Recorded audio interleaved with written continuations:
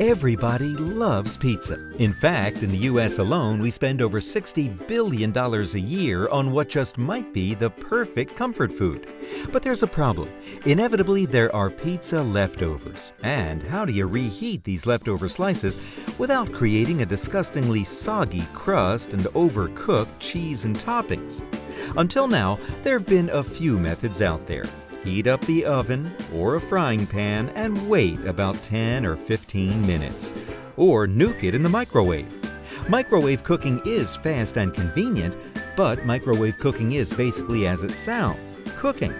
Now, with the Reheatza Microwave Pizza Pan, you can perfectly reheat your pizza, not recook it. With its durable but elegant design, the Reheatza is not only great for pizza, but also for last night's leftovers, and just about anything you normally heat in the microwave, and even a few things you would never consider using the microwave for, like grilled cheese sandwiches, crispy quesadillas, toast, and much more.